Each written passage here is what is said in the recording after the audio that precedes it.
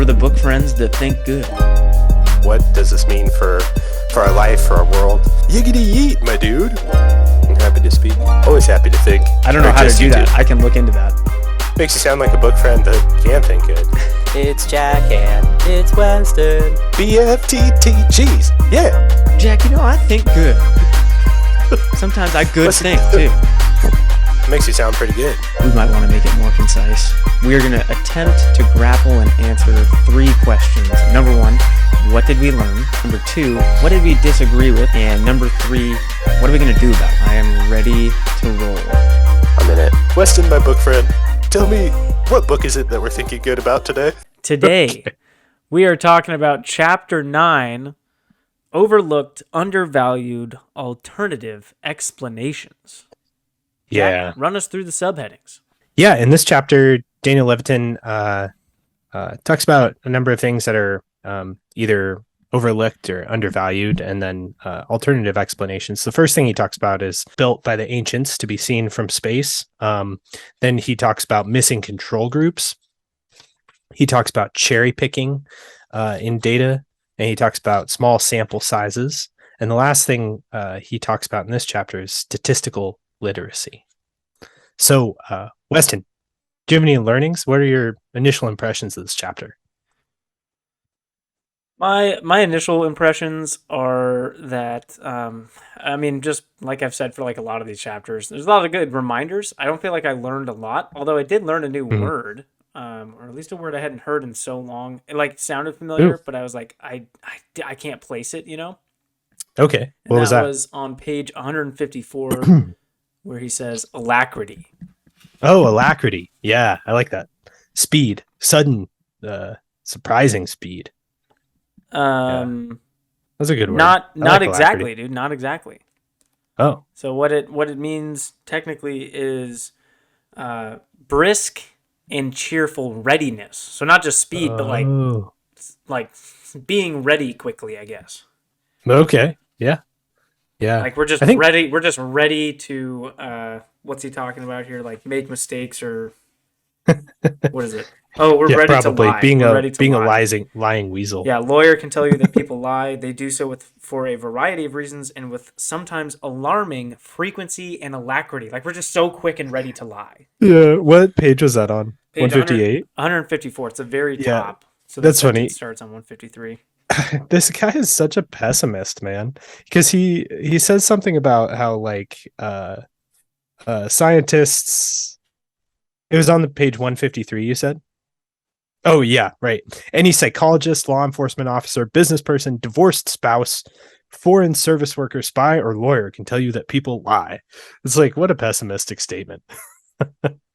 Especially like divorced spouse. It's like. I did laugh at that one. I was like, is that coming from personal experience, bro? I know.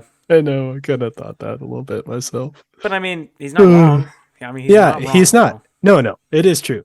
I tell you it is true. As an educator, kids are ready to lie, dude. They are ready to lie, to get out of anything.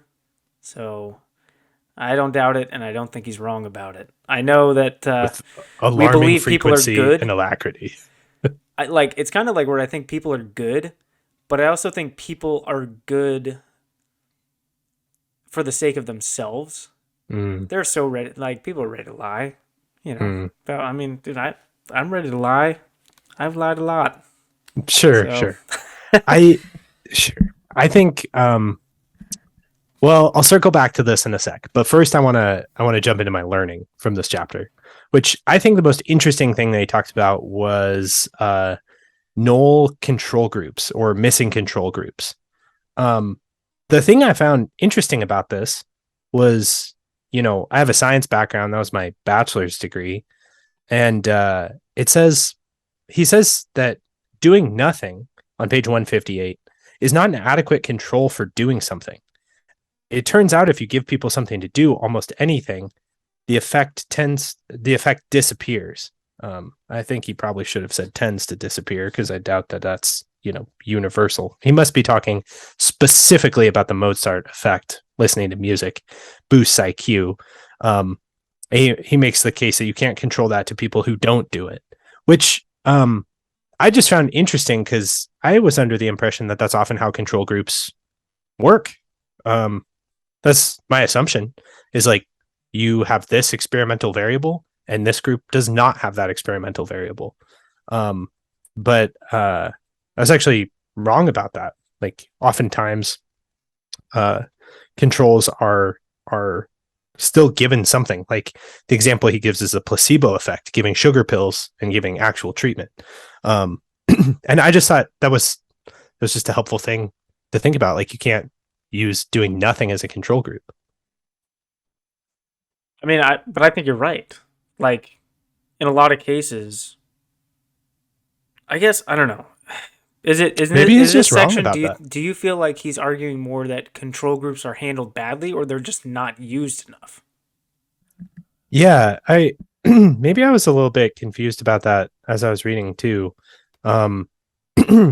He says specifically, and the subtitle of this section is missing control group. Yeah. So it's not so much that they're not used wrong when they are used. He's arguing they're not used enough. Yeah. It does lead into a pushback I had with this section though. And I actually have several pushbacks, but I do want to talk about my other learning too, which is this. When he talks about cherry picking, I thought this was just really interesting statistics wise when he gives the example of coin tosses, and he uses the example in cherry picking. Like ultimately in the section, he's just talking about like if you look at if you look at data in small sets, you will see anomalies that in larger sets wash out. The example is coin flips. And I thought it was really interesting. They said if you flip 1,000 tosses in a row, there's basically a 38% chance in 1,000 tosses that you'll get 5 heads or 5 tails in a row. But the interesting thing is he segmented that data in a different way and said, looking at this another way on page 163, if you ask 100 people in a room to toss a coin 5 times, there's a 96% chance that one of them will get 5 heads in a row. I think that is just kind of interesting.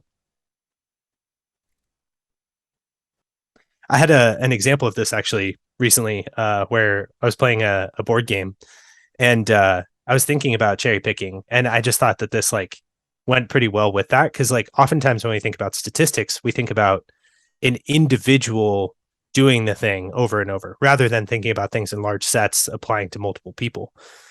And we had a really cool thing happen where 5 dice were rolled by 2 different people, and all of them were 6s. So these are 6-sided dice. All of them were 6s. And then there was another dice that had 2 out of 6 chance, so 1 in 3 chance of getting a good outcome. So it was a 6-sided die with 2 positive outcomes so it was a 1 in 3. So you had 6 dice with all good outcomes, like the best outcomes. And it was 1 in 6, 1 in 6, 1 in 6, 1 in 6, 1 in 6, 1 in 3, which maths out to 1 in 20,000. And this happened in our game, and it was like, whoa, that was amazing. And everybody like freaked out about that. But I thought what was interesting about that is like, if we were to say, go on Board Game Geek and give this game a rating and be like, there's such dramatic moments, like the dice cause crazy events, someone else could have that same experience, get a much more normal output from the randomness of the game and not have that experience at all. Yeah. Right. Not be super jacked up about it or have some crazy dramatic turn of events happen. Yeah. Yep. Yeah. So it's just funny to think about that when you think about things en masse. Like you may have a game that has random events. And like one of the things that this is how poker works, right? Like there is a very, very slim chance you will ever get a royal flush on any hand in your life. But if you play enough poker, it's bound to happen at some point, right? Mm-hmm. So that's what gets people to keep coming back to things. I just thought it was an interesting application of statistics. And I just liked the case and that specific example of parsing out like one individual doing something 1,000 times versus spreading that out over a room full of people. Because one person's going to be like, whoa, I got 5 heads in a row. Yeah. That's crazy, Well, dude, you know what I thought about during the section? I thought about the inverse. Because there's definitely been times when we've been playing some Pokemon games where we've gotten tails 5 times in a row. Yeah. Yeah. And That's they're true. like, seriously? How could that happen? Yeah. There's a 1 in 40,000 chance. Yeah. I had a 99.9% chance of winning. Yeah. Anyway, I just thought that was fun. Now let's get into the stuff that we disagreed with in this chapter. What'd you push back on? Okay, so I had a pushback right at the very outset of this chapter. Okay. Page Nice. 152, 153. Levitin says this on page 152. It's talking about a jiggly cable causing false readings in the CERN center about neutrinos traveling faster than light. He says this underscores the point that a methodological flaw in an extremely complicated experiment is almost always the more likely explanation than something that would cause us to completely rewrite our understanding of the nature of the universe. Agreeable. He makes another statement he talks about like fortune tellers, psychics, mystics, and he says one explanation is they have tapped into a secret hidden force that goes against everything we know about cause and effect and the nature of space-time. An alternative explanation is that they are magicians using magic tricks and simply lying about how they do what they want. I'm going to continue on with this train of thought because it all connects. Talking about frequency and alacrity of lying and how many people lie. He makes a point on 154. If you're facing a claim that seems unlikely, the more likely alternative explanation is that the person telling it to you is lying in one way or another. Here's my pushback against this. Levitin makes a case that people lie and our knowledge is limited, and therefore anything that goes against our broader body of knowledge, the Occam's razor approach, right? Simplest explanation is best. And the simplest explanation that you should always assume is that people are lying. That somebody is lying. And I just think that that's not necessarily rational. It's just pessimism. I could see that argument because, I mean, like, he definitely has made it clear throughout this book that he is a pessimist. Because here's a positive skepticism, Weston, a positive alternative that I would posit to this, because I think it's important to throw out a contrapositive to this negative assertion that he makes. Why not assume that you just don't know everything? Like maybe you're encountering new information. You know? I mean, he is saying that this is only in cases where you encounter a claim that it seems unlikely. So okay. I don't know if he would agree with your sentiment that he's like saying it's for everyone all the time. Because he says if you're facing a claim that seems unlikely, the more likely explanation is that they're lying, rather than saying something that completely changes your viewpoint on the world at large. That's a good point. That's a good foil to what I was assuming he's saying.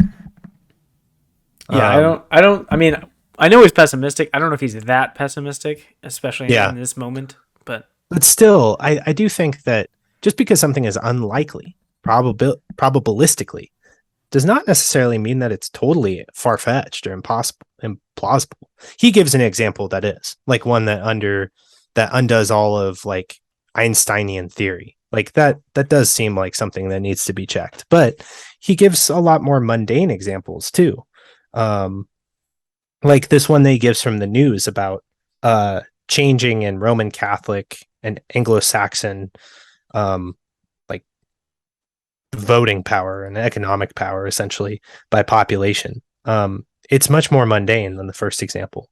And he still like gives us the assertion or like that onus of like we should assume in anything that's unlikely that there's foul play afoot. Yeah, and so your thought got me thinking. Okay. And I think another point for you would be if someone's telling me this story, it's a memorable moment. Like people aren't gonna, dude. So I had to flip this coin 5 times, and I got 2 heads out of 5. Yeah, right. They're not gonna tell you this story unless it actually is something that's like noteworthy, right? Yeah. So that's maybe another pushback to him about like if someone's telling you something that might seem incredible, it's more likely they're lying. Well, it's like, I don't know. And depending on the context of the situation, you know, how earth shattering it is, I think they might not be lying because Yeah. it's that memorable, right? It's that noteworthy. And it's like, I don't Yeah. know. I don't approach when I'm talking to people, I don't tell them stories that I think are just mundane and boring. I only tell Yeah. people stories about events that I was like, whoa, this was like crazy. Like, I need to share this. Yeah. Well, I think the response that he would have to that is like, yeah, but we need to look for evidence, right? Because that was his whole thing with the aliens. Is like the case that like space aliens came down and seeded human life is a plausible claim. The problem is there's no evidence to support it. Which Makes I me thought think was just kind of makes me funny. think of Uncle Rico and Napoleon Dynamite.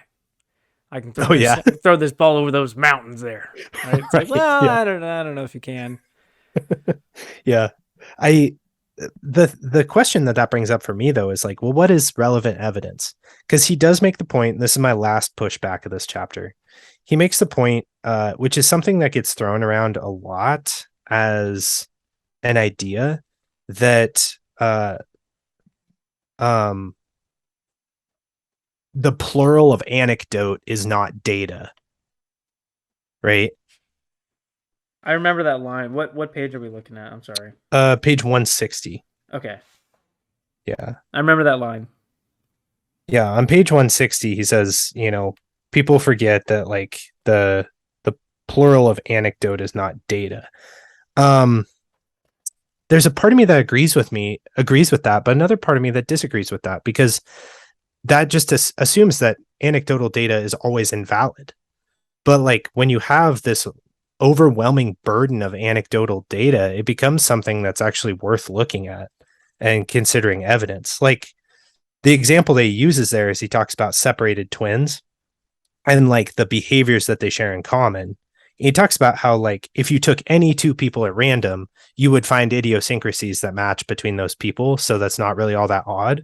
But when I read this list of things by these separated twins, I'm like, okay, but how many people are going to scratch their heads with their ring finger, sneak up on strangers and sneeze loudly, wear short, neatly trimmed mustaches with rectangular wire trim glasses that are rounded at the corners, like so specific. The type of shirts they wear, the gait they have when they're walking, their love of butter and spicy food, and wrapping tape around pens and pencils to get a better grip. Like that is to me a mountain of anecdotal data. Yeah. That's so specific. I think the Like, how could that specificity not be here is valid? what kills him. He should have had Yeah. examples like with the point he's trying to make. He should have been like, Yeah. they both have the favorite color blue, but not even mention the shade of blue. You know, Yeah, or right. they both like dogs. They both like. Mhm. I think if it was more vague stuff like that, then his Yeah. point holds more water. But yeah, I totally agree. As it stands, like he gave way too specific evidence for what he was trying to claim. Yeah. Because there's, I don't know. I know there's 8 billion people, but I doubt there's someone in the world that shares that many traits with me. Like, Right. just randomly. Like, I do think the twin probably had something to do with that. You know, similar Yeah. tastes Yeah. in the glasses, in the attire. But Yeah. Well, and maybe one of the problems is that we're so bad at quantifying anecdotal data. It makes it difficult because what do? You put a value on the oddity of that trait on a Likert scale from 0 to 10. yeah, Like, how likely is it that someone else does this thing? I mean, we could have Or- tested, how spicy they really like it with the Scovilles, I guess. When Yeah. He says they like spicy food. Yeah. Yeah. What do they order? Could have had At a them Thai analyzed by Sports Science on ESPN with their gait or whatever. Yeah, See that's true. exactly how close it is. Yeah, we have incredible methods for doing those kind of things now. But would like it be managing. worth it? I mean, absolutely. Yeah. Can we do it? Yes. Should we do it? Yes. Yes. Yes. What about you? Any other pushbacks? Those were my pushbacks. No. So, I mean, to me, that this all just speaks to my sort of like takeaway from this chapter, which is it really made me think about like, well, what is evidence? because evidence is the thing that he keeps coming back to in this chapter over and over. And also thinking about how much is enough, because he gives the example of like, if you're looking at albinism, or I was going to say albinism. Albinism I don't know. is 1 in 17,000. So like analyzing 10,000 births is not enough. You might not get any data, right? But you have to look at a larger sample size. But if you're looking at something that occurs much more regularly, like preterm births, 1 in 1,000 is enough. That's plenty. I just kind of started thinking about like how I can apply that question in my life. Like, how much is enough, and what is valid evidence?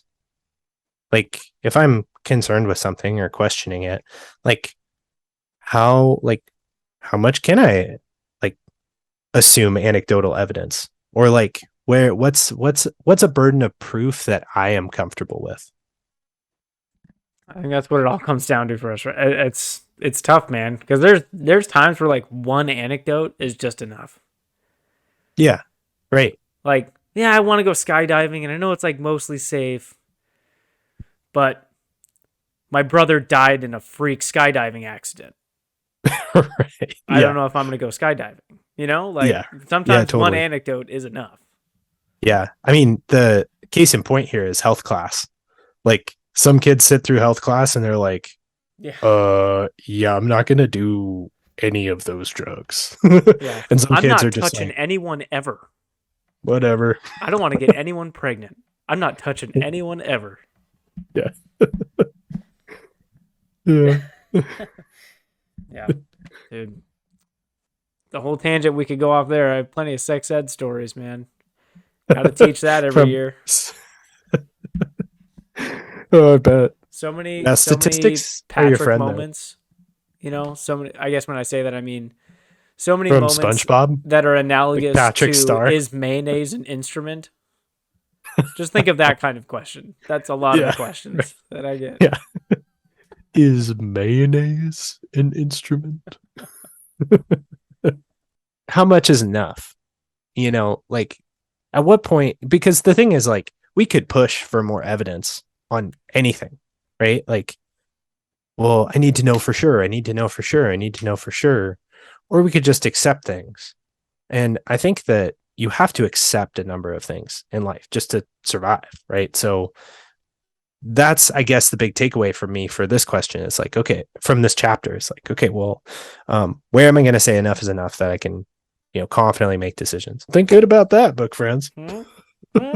Thank you for joining us, book friends. Next week on the BFTTG pod, Jack and Weston, they're thinking good some more with you, our book friends. Check out the show notes or the description, comment section for a link to the book and any articles that we talk about in the show. Bye-bye, book friends. Bye for this time, guys. Do a good thing today. I love you. Love you too, dude.